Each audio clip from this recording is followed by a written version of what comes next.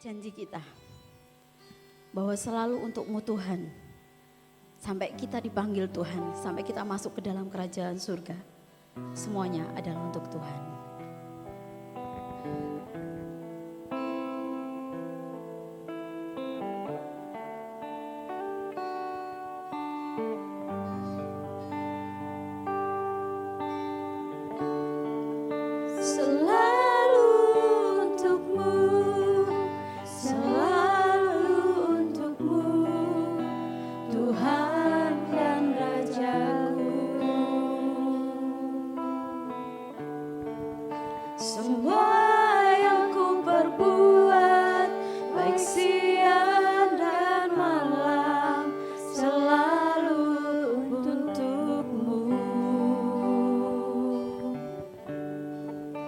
Segenap hidupku adalah milikmu, untuk kemuliaan-Mu.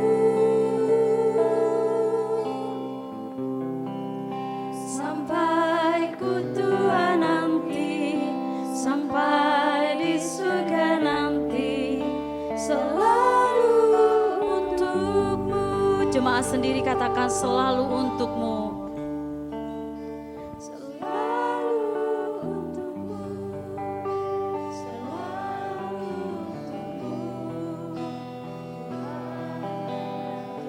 Ini kerinduan kami Tuhan.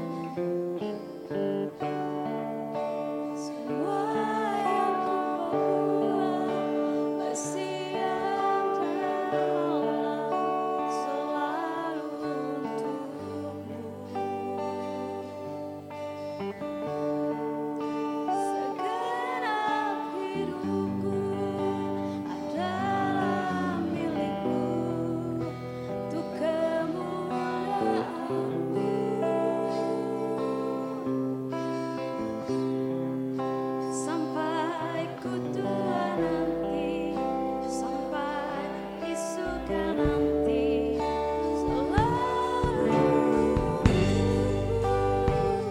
Selalu untuk-Mu Tuhan. selalu untuk-Mu, selalu untuk-Mu, Tuhan dan Raja-Ku. Semua yang ku perbuat, baik siang dan malam, selalu untuk-Mu. Segenap hidup kami Tuhan. Segenap hidupku adalah milik-Mu, untuk kemuliaan-Mu. Sampai ku tua nanti, sampai di surga nanti, selalu untuk-Mu. Mari Bapak Ibu, kita mau bangkit berdiri, kita mau katakan Selalu untuk-Mu, selalu untuk-Mu, Tuhan dan Raja-Ku. Semua yang ku perbuat, baik siang dan malam, selalu untuk-Mu.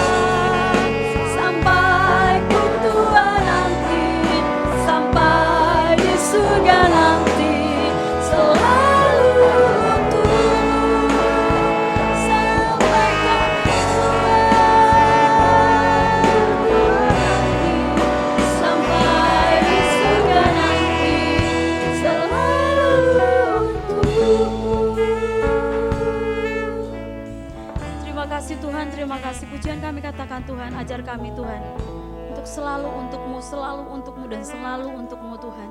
Setiap apa yang kami perbuat, setiap apa yang kami lakukan, setiap apa yang kami perkatakan Tuhan, kami mau memandang Engkau Tuhan, bahwa itu untuk selalu untukmu Tuhan. Ajar kami Tuhan, perbarui hidup kami Tuhan, layakkan hidup kami Tuhan, sehingga selalu untukmu hidup kami Bapa. Terima kasih Bapa, sebentar kami akan mendengarkan firman-Mu. Mari Tuhan, Kau memberkati setiap kami Tuhan, sehingga firman-Mu itu boleh mengubah hidup kami, boleh merubah pola pikir kami Tuhan, sehingga hidup kami semakin berkenan kepadamu Bapa. Berkati hamba-Mu yang akan menyampaikan sabda firman-Mu Bapa. Terima kasih Tuhan, di dalam nama Tuhan Yesus Kristus kami siap menerima firman-Mu. Haleluya. Amin. Saya mengajar komunikasi sehingga ada beberapa ilmu yang saya bagikan di sini Bapak Ibu. Seandainya itu menjadi hal yang baru kita untuk Bapak Ibu, ya untuk menambah pengetahuan kita dan juga akhirnya mengubah hidup kita ini. Jadi komunikasi Allah dan komunikasi Allah dengan manusia dan komunikasi manusia dengan manusia. Sebenarnya ada satu juga komunikasi manusia dengan lingkungan. Ini terakhir saya mengajar di Soteria dengan ilmu komunikasi. Di tempat lain mungkin tidak ada ya, sekolah teologi yang mengajarkan sosiologi dan komunikasi. Tapi di Soteria ada. Jadi Bapak Ibu yang punya anak, ya sekalian promosi, silakan untuk mendaftar di Soteria, dan tahun ke depan saya dipercaya oleh Soteria untuk memegang seluruh SD, SMP, akademi.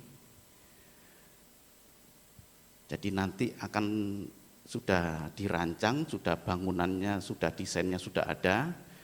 Sehingga saya sampaikan kepada Bapak Ibu beberapa waktu yang lalu, tugas saya cukup berat. Beberapa kali saya bertemu dengan pihak yayasan dan juga investor untuk membangun SD, SMP, SMK, teknis, bukan teologi ya, bukan Kristen ya, tapi ini umum Bapak Ibu, sekolah umum, sampai kepada akademi teknik. Jadi saya akhir-akhir ini saya harus membuat satu program dari SD sampai dengan akademi. Nanti tahun depan sudah harus berjalan. Nah ini masalah yang paling rumit dalam hidup manusia itu komunikasi Bapak Ibu. Jadi komunikasi itu adalah satu kekuatan. Kenapa negara kita ini kegaduhan terjadi, itu karena komunikasi Bapak Ibu. Perang Ukraina dengan Rusia itu diawali dari satu komunikasi yang macet. Ketika Ukraina bermaksud untuk masuk ke NATO, satu fakta pertahanan Atlantik Utara NATO itu, maka Rusia tidak mau karena merasa terganggu. Ukraina itu berbatasan dengan Rusia. Sebenarnya kalau kita berpikir bahwa Ukraina itu kan negara yang berdaulat, punya hak penuh untuk menentukan sikap hidupnya. Tetapi sikap hidup dari Ukraina yang ingin masuk ke NATO itu dianggap berbahaya oleh Rusia, sehingga Rusia kemudian menyerang Ukraina untuk bisa membatalkan rencana itu. Tapi sudah terlanjur perang Bapak Ibu. Semua dimulai dari komunikasi ini. Dan akhir-akhir ini akan dijalin komunikasi antara Putin dengan Zelensky itu ya. Zelensky itu, tapi rupa-rupanya macet. Jadi kalau misalkan ini komunikasi sebagai satu kekuatan, saya tidak berbicara dulu ini ya. Keberhasilan dalam komunikasi akan tercipta satu kekuatan yang sinergis. Tetapi kegagalan komunikasi akan berdampak rusaknya hubungan. Bahkan tercipta satu prahara atau bencana yang besar. Bom atom yang dijatuhkan di Hiroshima dan Nagasaki itu gara-gara komunikasi Bapak Ibu. Kesalahan memaknai bahasa Jepang oleh Amerika. Jadi ketika Amerika berbicara ke pihak Jepang pada waktu itu, dia berkata, kamu menyerah saja. Karena kan sebelumnya Jepang menyerang Pearl Harbor ya, jadi kemudian Amerika mau membalas dan kemudian memberikan satu ultimatum supaya mereka itu menyerah. Tapi kemudian Jepang berkata dalam bahasa Jepang, mokusatsu ya. Kemudian diterjemahkan oleh orang Amerika itu, padahal maksud Jepang itu artinya tunggu dulu, kami sedang berunding. Tapi diartikan oleh Amerika karena di situ juga ada penterjemahnya, jadi penterjemahnya itu salah mengartikan dan dikatakan di situ bodoh amat, masa bodoh, kami cuek saja. Dan akhirnya terjadilah bom yang menghancurkan Hiroshima dan Nagasaki hanya gara-gara komunikasi.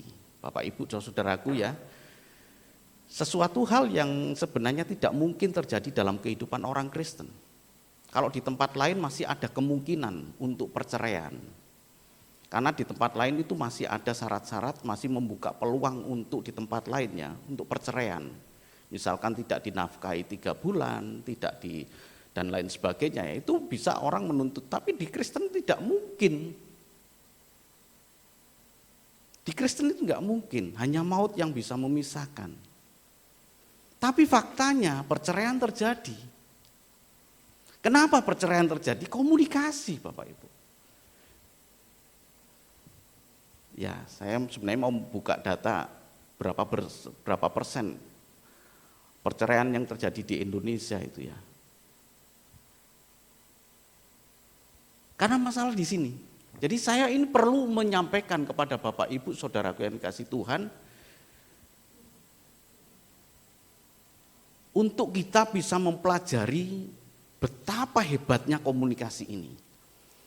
Jadi ada beberapa jenis ya, ini pelajaran Bapak Ibu. Beberapa jenis yang saya kemudian modifikasi untuk bisa masuk ke dalam sisi rohani. Sisi rohani ya. Jenis komunikasi itu ada verbal. Verbal itu seperti saya berbicara. Jadi komunikasi verbal seperti kita ya, itu adalah dalam bentuk bicara, doa, keluhan kalau kita mengeluh, kita berseru kepada Tuhan, kalau kita memuji Tuhan, itu semua dalam bentuk bahasa. Dan itu adalah disebut sebagai komunikasi verbal. Tapi ada yang non verbal, yaitu komunikasi dengan bahasa tubuh, gerakan, ekspresi wajah. Seperti mengangkat bahu atau juga kedipan mata. Yang pernah jatuh cinta, ya yang pernah jatuh cinta kan gitu kan ya, ngasih tanda gitu ya, tuh kan, tuh ya mulai ya, atau gini, ngasih tanda gitu. Semua adalah ternyata ini cukup besar Bapak Ibu. Jadi nonverbal ini cukup besar. Tapi saya mau coba gabungkan ya, ini dengan keadaan kita, dengan kehidupan rohani kita. Kalau verbal ini adalah doa. Apakah macet kita? Komunikasi kita dengan Tuhan macet. Mungkin kita hanya terpaku pada keluhan. Saya kalau punya keluhan, saya kalau punya kesukaran hidup, baru saya menghubungi Tuhan. Juga pujian. Lalu yang nonverbal ini bukan hanya sebatas pada gerakan ekspresi wajah atau isyarat gitu ya, seperti tanda jempol, seperti tanda gini, dada gitu ya. Tapi juga pemberian bunga sebagai tanda cinta atau duka cita. Persembahan ucapan syukur Bapak Ibu. Walaupun tanpa kata-kata kemudian orang memberikan ucapan syukur, memberikan korban. Bapak Ibu lihat ya, orang-orang yang di luar Kristen gitu ya, atau orang-orang yang menyembah berhala, memberikan sesajen, memberikan dupa, bagi agama lain kemudian memberikan dupa gitu, itu adalah nonverbal. Kalau tidak bisa berkata-kata, hanya bisa meneteskan air mata, itu adalah satu ungkapan komunikasi dengan Allah dalam bentuk tetesan air mata. Mungkin tidak bisa berkata-kata di dalam keluhan, sudah habis kata-kata itu, sudah capek.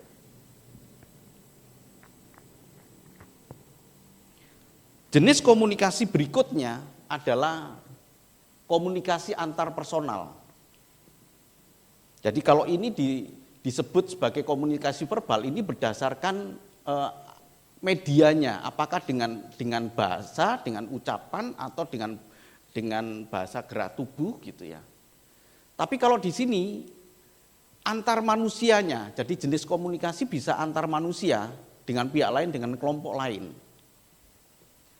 Yang menjadi titik tekan pada hari ini saya ini adalah intrapersonal.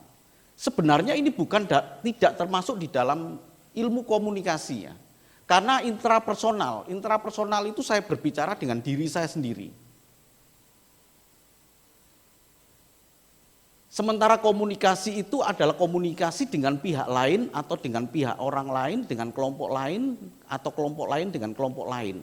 Nah, Bapak Ibu Saudaraku, intrapersonal ini sangat perlu sekali Bapak Ibu.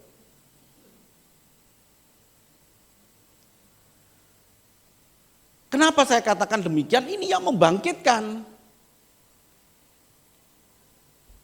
Ini yang membangkitkan jiwa kita ini loh Bapak Ibu. Saya beberapa kali ini punya rencana, punya mimpi-mimpi Bapak Ibu. Saya ungkapkan ke beberapa anak Tuhan ya, ke beberapa teman-teman gitu ya.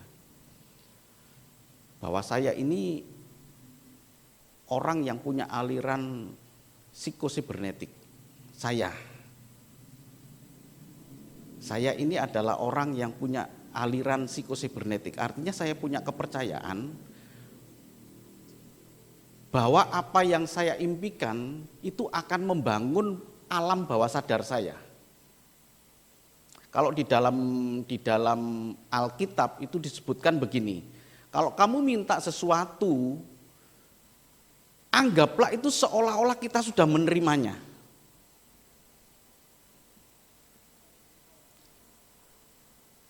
Kenapa banyak orang gagal? Karena orang itu tidak kuat di dalam saya sudah menerima itu.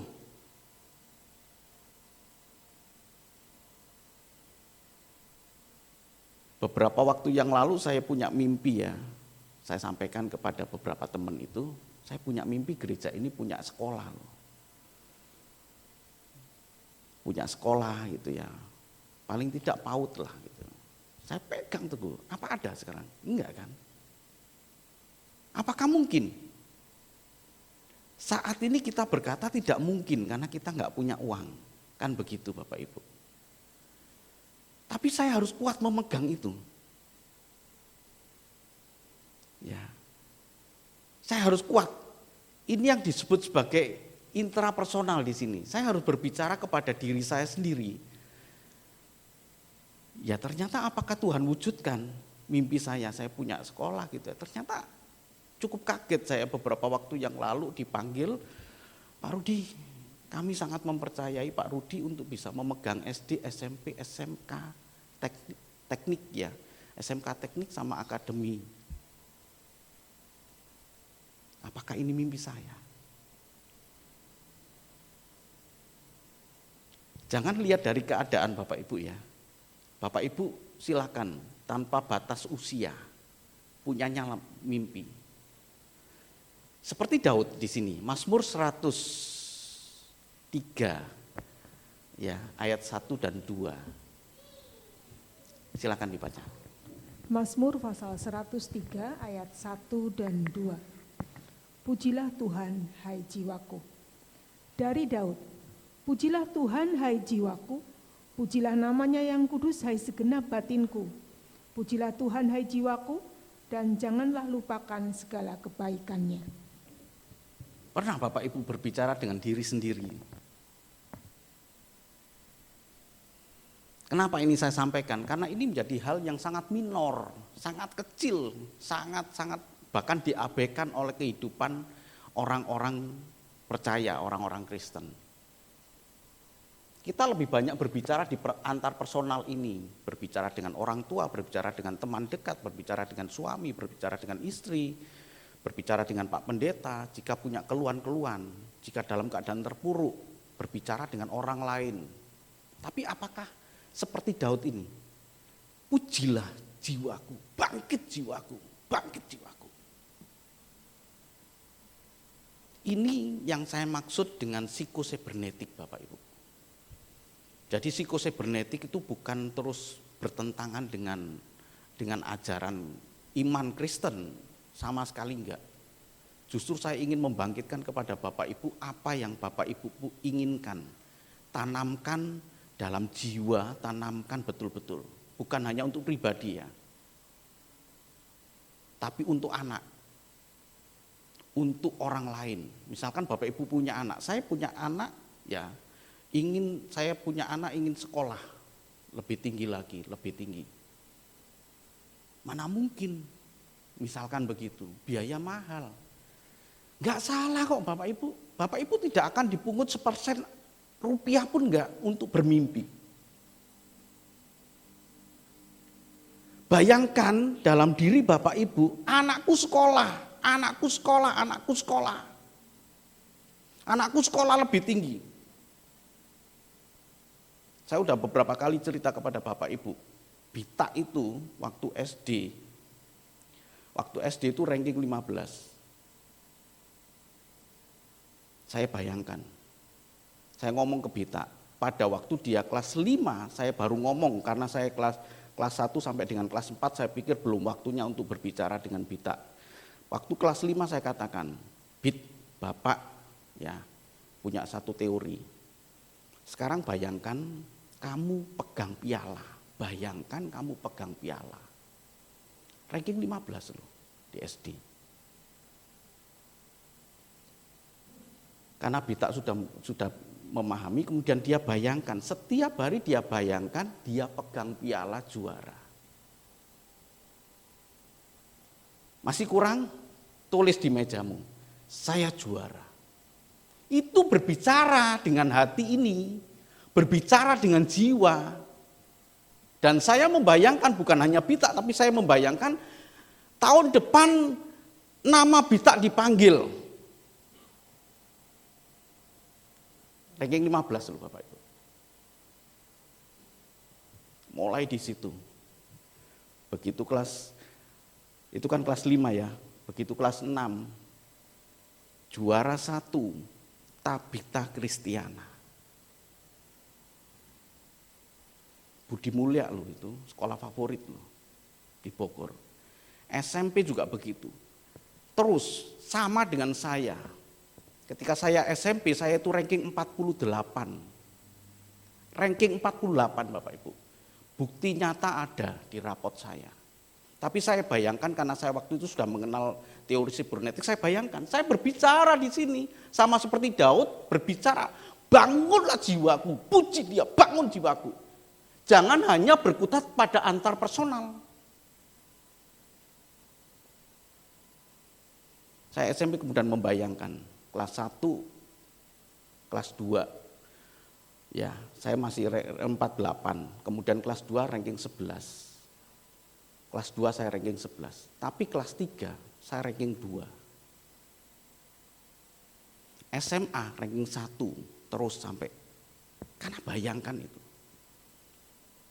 Apakah membayangkan bayar? Enggak, yang gratis gini diabaikan, tapi begitu ada orang bayar yang mahal-mahal berani bayar.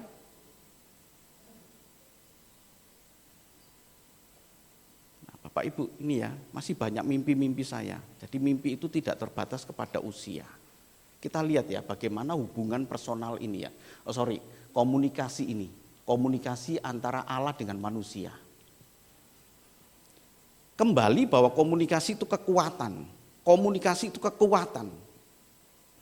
Kegagalan hubungan antara suami istri, kegagalan hubungan dengan orang lain, dengan mertua, dengan anak, itu karena faktor komunikasi di sini. Allah berbicara di dalam Kejadian 2 ayat 17 kepada manusia.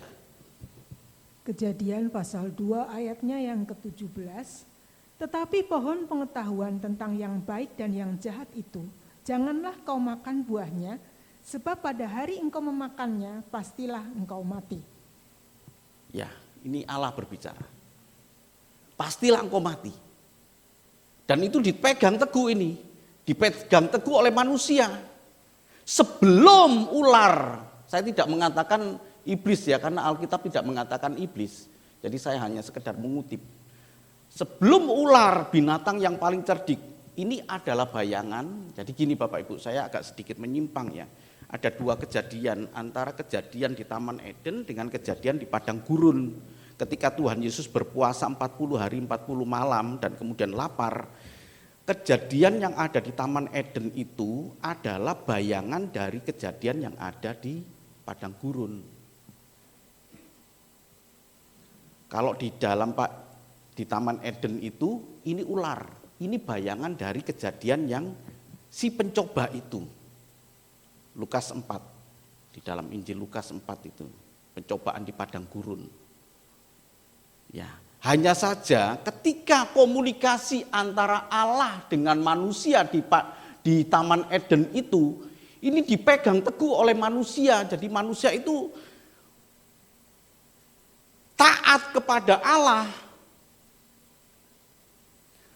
Sebelum waktunya ini saya tidak tahu ya, antara Allah berbicara dengan kemudian ular berapa ratus tahun, berapa miliar tahun, kita nggak tahu karena pada saat itu berlaku hukum kekekalan. Sampai akhirnya ular ini kemudian mencobai. Kejadian 3 ayat yang pertama. Kejadian pasal 3 ayatnya yang ke-1. Adapun ular ialah yang paling cerdik dari segala binatang di darat yang dijadikan oleh Tuhan Allah. Ular itu berkata kepada perempuan itu, tentulah Allah berfirman, semua pohon dalam taman ini jangan kamu makan buahnya, bukan? Bapak Ibu perhatikan ya, ini kan gambaran dari kehidupan kita ini. Ya, gambaran dari kehidupan kita. Ketika Tuhan berbicara sebegitu kuatnya kepada kita dan kita taat, semua dalam keadaan baik-baik. Semua dalam keadaan baik-baik, semua dalam keadaan indah. Tapi begitu ada ular bisa orang lain yang, ini ular kan binatang yang dipakai oleh iblis gitu ya. Ya.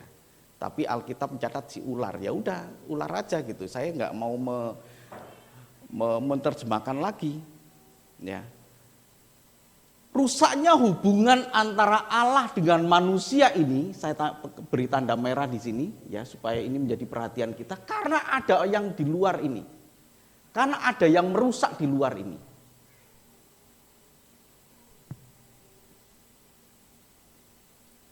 Komunikasi.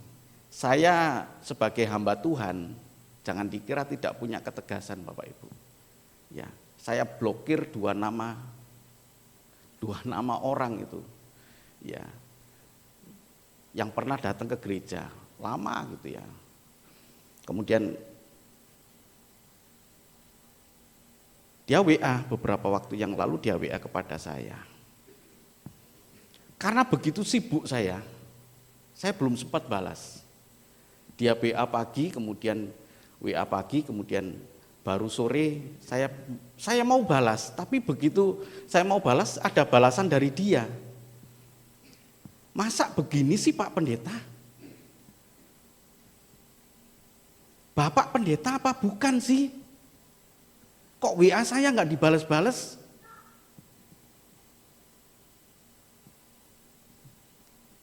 Ya, wah ini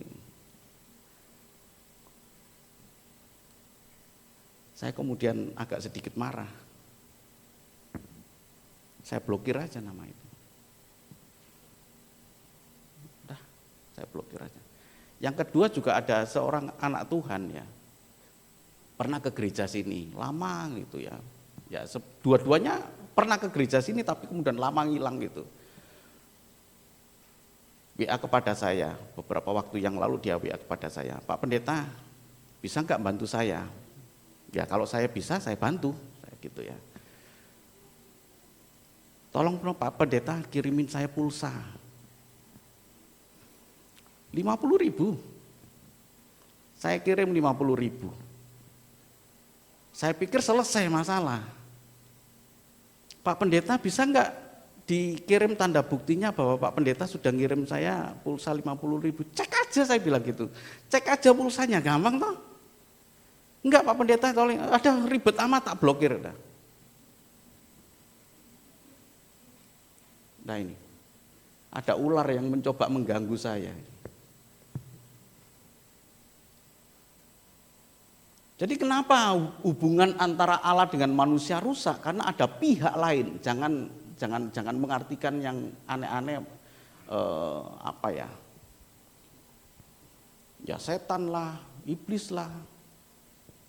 Iblis menjadi kambing hitam, padahal ada pihak lain yang sebenarnya bisa kita bangun, bisa kita kalahkan ketika kita punya kekuatan di sini. Belum tentu kan iblis bekerja karena kitanya saja yang salah. Nah, yang menjadi masalah di sini Bapak Ibu, saya katakan inilah yang paling rumit dalam kehidupan manusia, karena ada 3 hal. Yang paling rumit dalam kehidupan manusia itu di sini. Ini loh. Allah punya perasaan, Allah punya kehendak, Allah punya pikiran. Manusia punya perasaan, punya kehendak, punya pikiran. Setan pun ya, ini iblis pun punya perasaan, punya kehendak, punya pikiran. Apakah kita yang punya perasaan, punya kehendak dan punya pikiran ketika Allah menuangkan perasaannya,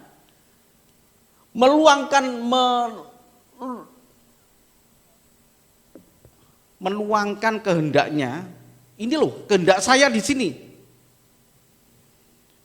Pikiran Allah, kita pun juga bisa memakai pikiran kita untuk menyamakan dengan pikiran Allah.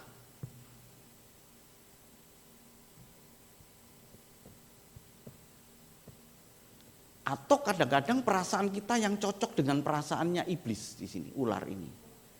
Manusia Adam dan Hawa di sini menyamakan bukan kepada perasaan dan kehendak Allah. Kemudian dia condong kepada perasaan dan kehendak di ular ini. Yang punya perasaan, yang punya kehendak dan punya pikiran. Jadi hubungan Allah dengan manusia ini ya, Allah dengan manusia sebagai makhluk sosial, hubungan dalam bentuk komunikasi adalah proses interaksi yang dilakukan secara persuasif. Persuasif ini melibatkan perasaan kehendak sampai terbentuk kesamaan makna. Kalau kesamaan makna ini tidak terbentuk, maka sebenarnya belum terjadi komunikasi. Makanya komunikasi kan, ada komunitas. Kenapa komunitas? Karena sama kan, komunitas naik sepeda. Kan nggak mungkin terus di situ ada semua sama punya hobi naik sepeda. Komunitas apa lagi? Komunitas pendaki gunung ya semua sama. Negara komunis. Kenapa negara komunis? Karena sama. Negara komunis itu tidak mau ada yang kaya, kemudian ada tidak mau negara miskin. Yang negara penduduknya warganya kaya, itu akan dibebankan pajak yang sangat tinggi. Supaya menyamakan di situ. Itu negara komunis. Yang miskin tentu dibebaskan atau diberi keringanan. Jadi komunikasi itu adalah dari kata communicatio. Sama artinya. Jadi kalau suami istri sedang berbicara belum terjadi kesamaan makna keduanya, sesungguhnya mereka belum terjadi komunikasi. Baru proses menuju komunikasi. Kembali ke sini, ketika Allah punya kehendak, manusia dipaksa di sini Bapak. Dipaksa manusia itu untuk sama dengan perasaan Allah. Bapak Ibu harus memaksa diri. Kalau enggak, kalau tidak, ular di sini yang punya perasaan, yang punya kehendak dan pikiran yang lihai ini akan mencuri perasaan dan kehendak Bapak Ibu untuk menyamakan dengan perasaan Allah. Makanya kacau. Kacau hubungan manusia. Karena kita berusaha memaknai perasaan Allah. Dan perasaan Allah sederhana Bapak Ibu. Dituangkan di dalam satu buku, bukan 2 buku, bukan 3 buku. 1 buku yang kita pelajari sampai seumur hidup. Ini adalah perasaan, pikiran, dan kehendak Allah. Di luar itu ada perasaan dari si ular ini yang mencoba mencuri apa yang ada di sini. Sama seperti Adam. Enggak, engkau tidak akan mati. Engkau tidak akan mati. Allah berbicara di sini, semua pohon dalam taman ini boleh kamu makan, hanya pohon pengetahuan baik dan jahat jangan kamu makan ya. Pada waktu kamu memakannya kamu mati. Kemudian dicuri itu oleh si ular ini. Kamu enggak mati, tapi kamu akan sama seperti Allah. Sama dengan perasaan, kehendak dan pikiran Allah, kamu sama dengan Allah. Menawarkan sesuatu yang menarik. Kenapa ada perselingkuhan? Kenapa ada perzinahan? Karena ditawarkan di sini. Perasaan manusia digoda, kehendak manusia digoda, pikirannya dikotori di sini. Ini kan perjuangan terus Bapak Ibu, betul ya? Bagaimana kita menaklukkan perasaan kita, bagaimana kita menaklukkan kehendak kita, enggak. Aku tahu kok ini enggak sesuai dengan kehendak Allah, aku tahu ini. Maka kita harus samakan dengan kehendak Allah. Ketika kehendak di sini menggoda, pikiran juga begitu. Pengen kaya, boleh, nggak apa-apa. Kaya itu begini loh Bapak Ibu ya. Ya. Ini Allah ini Allah Bapak Ibu. Ya, ini Allah. Ketika Bapak Ibu punya kekayaan, kekayaan itu harus menopang Allah di sini. Sulit saya menggambarkan.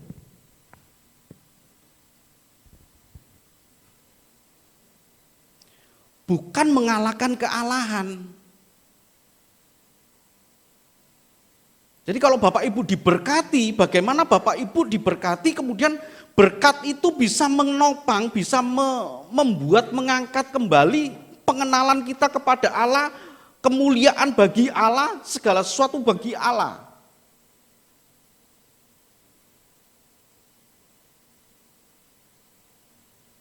Jadi bukan terus di atasnya sini. Bapak Ibu diberi kesehatan di atasnya Allah.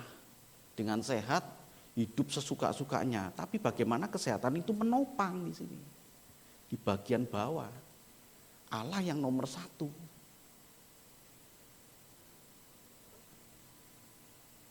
Pikiran-pikiran semacam ini yang harus kita taklukkan Bapak Ibu. Kecintaan dengan dunia. Itu adalah pikiran dari si ular ini yang mencoba mengalihkan pikiran kita supaya pikiran kita sama dengan Allah dialihkan. Rumit memang Bapak Ibu. Tapi inilah kehendak Tuhan. Jadi makhluk sosial itu ya termasuk dalam kehidupan rumah tangga, kehidupan berjemaat, bekerja, karir gitu ya. Bagaimana komunikasi antar manusia. Masalahnya begini, ketika kita berhadapan dengan suami, dengan istri gitu ya, harus kita akui bahwa kita ini punya karakter-karakter yang berbeda. Saya dengan istri saya itu berbeda di sini, di budaya. Saya dengan istri saya punya perbedaan latar belakang di ekonomi, di karakter. Berbeda. Ya kalau ini di politik kan hubungan sosial ya. Kemudian di suku dan ras juga berbeda. Tapi bagaimana kita punya kesamaan antara ini, anggap saja saya ya. Saya ya kemudian harus berhadapan dengan orang yang punya perbedaan-perbedaan yang berbeda. Kegaduhan bangsa kita ini kira-kira Bapak Ibu disebabkan karena budaya kah? Karena faktor ekonomi kah? Enggak. Lebih banyak, memang betul semuanya ya, tapi lebih banyak ke faktor ini. Negara kita itu negara yang berketuhanan, negara yang berdasarkan ketuhanan yang Maha Esa. Harusnya baik Bapak Ibu, harusnya baik. Tapi ternyata agama tidak membawa damai sejahtera. Agama justru menjadi satu sumber potensi untuk kegaduhan. Jauh lebih baik negara yang tidak peduli kepada agama. Coba Jepang. Sopan santunnya, kebersihannya, cara berbicaranya, dan lain sebagainya jauh lebih baik daripada negara kita. Padahal negara kita berdasarkan ketuhanan yang Maha Esa. Di negara-negara seperti Selandia Baru, ya itu sebagai satu negara yang punya tingkat kebahagiaan warganya nomor 1 di dunia ya, Selandia Baru, Swedia.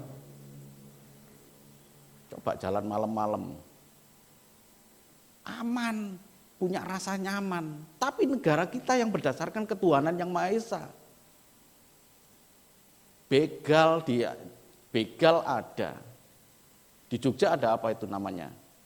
Kliti apa itu? Nggak usah malam-malam, jam-jam sibuk aja, jam-jam yang rame saja luar biasa itu kejahatannya.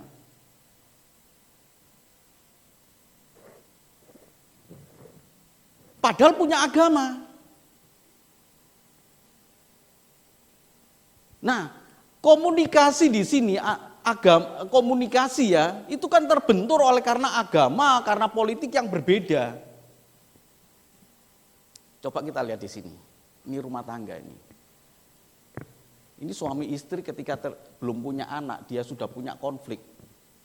Yang didasari mungkin istri punya budaya yang berbeda, punya ekonomi yang berbeda, punya karakter yang berbeda, atau suami yang punya karakter yang berbeda. Bapak Ibu ya. Ini baru. Sebelum dia punya anak, begitu dia punya anak, konflik akan makin terjadi. Karena konflik manusia di sini ini sebenarnya ada tulisannya ini ya. Tapi kehapus ya di sini ya. Atau enggak jelas ini. Di sini tuh maksudnya saya itu ada pikiran, ada kehendak, ada perasaan. Di sini juga begitu. Ada pikiran, ada perasaan dan kehendak. Suami punya pikiran, perasaan dan kehendak, istri pun juga demikian. Ditambah lagi sekarang punya anak, konflik makin terjadi. Supaya bisa baik hubungan antara rumah tangga ini, maka komunikasi itu harus terjalin, gitu Bapak Ibu. Bukan hanya sekedar mengandalkan emosi. Ada yang berkata wanita lebih dikuasai emosi daripada enggak Bapak Ibu ya. Sekarang laki-laki pun juga emosinya, perasaannya itu lebih tinggi lagi itu. Yang mudah tersinggung dulu wanita, laki-laki pakai logika. Enggak juga sekarang, laki-laki juga mudah tersinggung. Enggak ada perbedaan. Hal itu enggak ada perbedaan antara laki-laki. Semua laki-laki dengan perempuan enggak ada perbedaan. Dikuasai oleh ketiga hal itu, perasaan.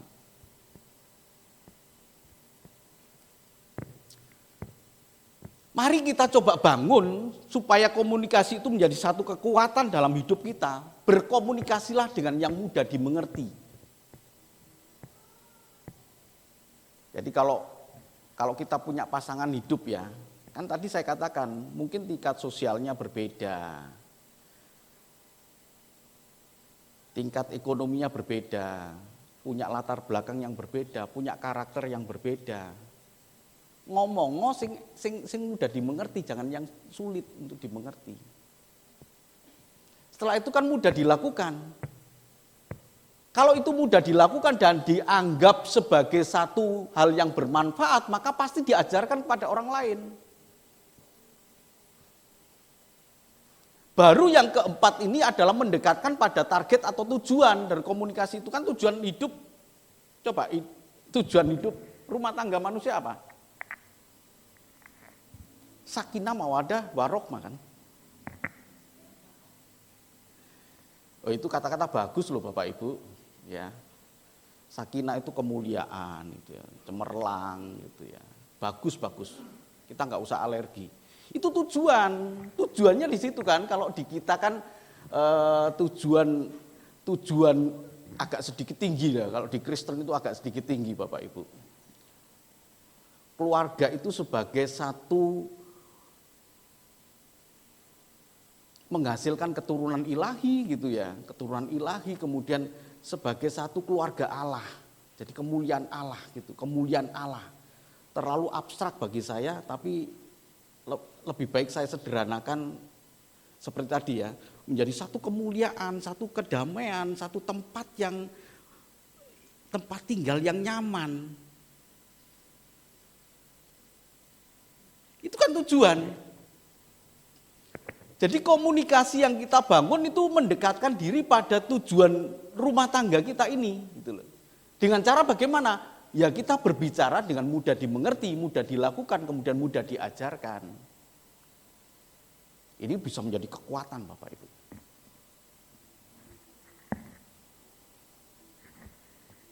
Saya berusaha dan saya minta kepada semua para pembicara supaya mudah untuk menyampaikan, gitu, ya, dengan bahasa yang mudah disampaikan. Karena coba lihat Bapak Ibu, coba lihat ini, ada berapa orang di sini yang punya karakter yang berbeda, yang punya tingkat sosial yang berbeda, punya budaya yang berbeda. Saya pernah berbicara dengan seorang guru. Saya katakan, dan guru itu kebetulan pengajar juga gitu, pengajar seperti saya ngajar gitu. Saya katakan namanya Bu Christine di Bogor ya. Ngajar di sekolah dengan ngajar di gereja mana yang paling sulit? Ya di gereja lah Pak. Loh kenapa? Kalau di sekolah itu semuanya sama, umurnya sama. Tapi kalau di gereja ada yang tua, ada yang muda, ada yang punya perilaku begini. Bagaimana kita bisa menyamakan persepsi di situ? Caranya ya harus mudah dimengerti, mudah dilakukan, sampai akhirnya orang yang menerima itu kemudian bisa mengajarkan, mudah diajarkan kembali mereka. Makanya di dalam Alkitab kan berkata begini, kalau ditinjau dari sisi umur, kamu harusnya menjadi seorang pengajar. Maksud saya Bapak Ibu ini pengajar loh Bapak Ibu, bukan hanya diajar. Kalau dilihat dari sisi umur, caranya bagaimana? Ya mudah diajarkan kembali. Apa yang didapat kemudian diajarkan kembali. Jangan hanya menerima, tapi menjadi pengajar di sini. Supaya mendekatkan pada target di situ. Saya menjadi alat kemuliaannya Tuhan. Kalau gagal Bapak Ibu, kalau keempat-empatnya ini gagal, inilah yang saya maksud tadi. Kenapa suami istri itu ada konflik, ya, sampai munculnya prahara. Karena kegagalan di dalam komunikasi.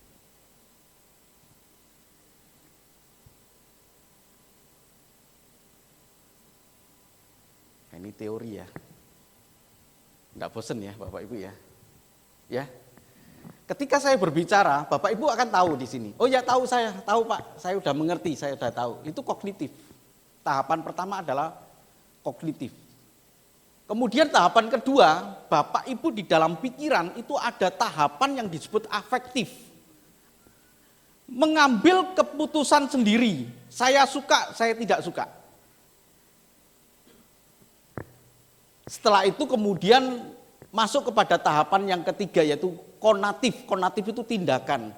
Kalau dia suka dia akan melakukan apa yang saya sampaikan. Kalau dia tidak suka dia tidak akan melakukan apa yang saya inginkan. Ya, kalau kita berbicara di bagian di sini kan apa yang diinginkan oleh Allah gitu ya.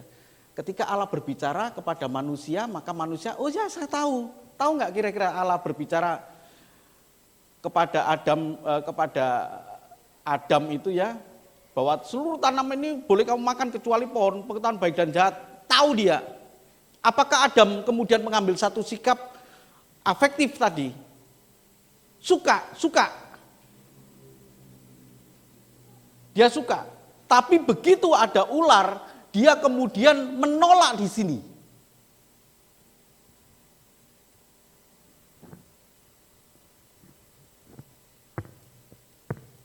Nah, di sini Bapak Ibu. Jadi ada tindakan karena kita sudah memilih afektif di sini. Saya suka. Saya tidak suka.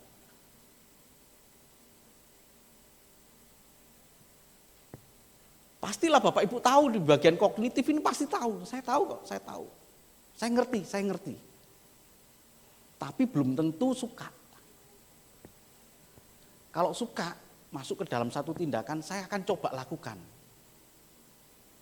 Seperti tadi saya sampaikan, saya ini adalah psikosebernetik. Belum tentu Bapak Ibu kemudian, saya coba ya, enggak, belum tentu. Saya hidupi secara nyata saja daripada saya bermimpi, hidup dalam mimpi untuk apa? Ya enggak apa-apa, silakan. Silakan Bapak Ibu punya pilihan, itu artinya Bapak Ibu tidak suka. Dan kemudian mengambil satu tindakan tidak melakukan. Tidak ada masalah bagi saya enggak rugi Bapak Ibu. Saya sama sekali tidak rugi. Bapak Ibu melakukan kebenaran firman Tuhan atau tidak melakukan kebenaran firman Tuhan, sama sekali saya tidak rugi Bapak Ibu. Kalau Bapak Ibu diberkati, Bapak Ibu diberkati. Kalau Bapak Ibu kemudian tidak melakukan dan mengalami keadaan-keadaan yang tidak baik, Bapak Ibu yang mengalami juga keadaan yang tidak baik. Saya hanya menyampaikan apa yang menjadi bagian saya. Keuntungan dan kerugian, kitalah yang menanggung.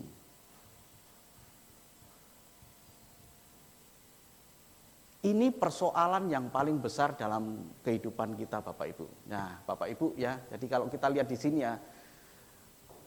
ya agak cukup. Saya ingin memberikan satu contoh sebenarnya Yosua di sini ya. Yosua di sini sampai akhirnya mengambil satu konatif ya. Yosua 24 ayat 31, tolong dibaca. Saya cepat saja ini. Yosua 24 ayat yang ke-31. Orang Israel beribadah kepada Tuhan sepanjang zaman Yosua dan sepanjang zaman para tua-tua yang hidup lebih lama daripada Yosua dan yang mengenal segenap perbuatan yang dilakukan Tuhan bagi orang Israel. Akhirnya mereka memilih konatif. Di ayat ini, di ayat 24 ayat 14 sampai dengan 15, Yosua menawarkan kepada orang-orang Israel, silakan pilih. Kalau kamu nggak suka kepada Tuhan, silakan pilih. Tapi kami memilih, seisi rumah kami memilih untuk beribadah kepada Allah. Yosua tidak ingin begini Bapak Ibu. Ini latar belakangnya. Yosua tidak ingin orang Israel itu mengalami keadaan seperti pada waktu Musa memimpin mereka. Mereka memberontak, mereka kemudian beribadah kepada Allah lain, mereka menyembah berhala. Dan konsekuensinya ketika mereka melukai hati Tuhan, mereka itu mati. Mereka mengalami keadaan-keadaan yang tidak baik. Yosua tidak ingin. Dan kemudian Yosua menyampaikan kepada orang Israel, pilih pada hari ini. Kepada siapa engkau akan beribadah. Dan kemudian mereka tahu. Mereka kemudian mengambil sikap suka akan perintah Yosua. Dan akhirnya mereka melakukan tindakan. Sehingga dikatakan di dalam ayat 31, selama masa kepemimpinan Yosua, mereka beribadah kepada Allah dan keadaannya aman dan tentram. Bapak Ibu Saudaraku, pagi hari ini kita belajar. Kita jalin hubungan yang begitu indah dengan Tuhan. Ketika hubungan itu rusak dengan Tuhan, maka ada pihak lain yang akan mencoba mencuri kedamaian, ketenangan dalam hidup kita. Tuhan memberkati. Amin.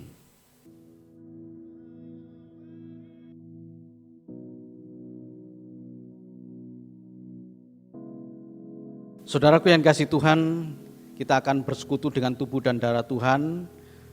Bapak, Ibu, dan saudaraku bisa mempersiapkan secara mandiri roti dan anggur yang akan kita makan dan minum dalam perjamuan kudus ini. Mari kita satu di dalam doa. Bapa, Allah yang baik, kami bersyukur kepada Engkau Tuhan. Saat ini Engkau mengajar kami Tuhan untuk hidup dalam kehendak-Mu Tuhan secara benar. Terima kasih Tuhan buat kebenaran firman Tuhan. Dan sebentar kami akan bersekutu dengan tubuh dan darah Tuhan. Pada tangan kami ini ada roti sebagai lambang tubuh Tuhan dan anggur sebagai lambang darah Kristus yang sebentar akan kami makan dan minum. Dan inilah kebenaran firman Tuhan. Sebab apa yang telah kuteruskan kepadamu telah aku terima dari Tuhan, yaitu bahwa Tuhan Yesus pada malam waktu ia diserahkan mengambil roti, dan sudah itu ia mengucap syukur atasnya. Ia memecah-mecahkannya dan berkata, inilah tubuhku yang diserahkan bagi kamu. Perbuatlah ini menjadi peringatan akan aku. Mari kita angkat roti dengan tangan kanan kita lebih tinggi dari kepala kita. Hormat akan tubuh Tuhan. Bukankah roti yang kita pecah-pecahkan adalah persekutuan dengan tubuh Kristus? Haleluya. Dalam nama Tuhan Yesus kita makan tubuh Tuhan.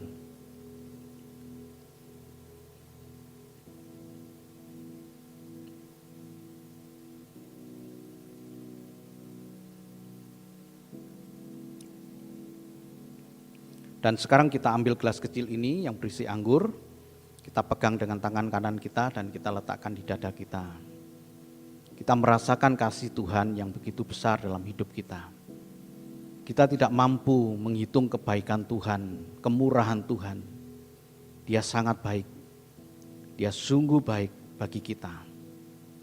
Demikian juga ia mengambil cawan sesudah makan lalu berkata, cawan ini adalah perjanjian baru yang dimeteraikan oleh darahku.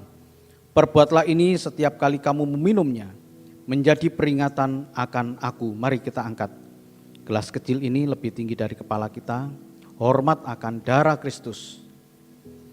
Bukankah cawan pengucapan syukur yang atasnya kita ucapkan syukur adalah persekutuan dengan darah Kristus? Dalam nama Tuhan Yesus kita minum darah Tuhan.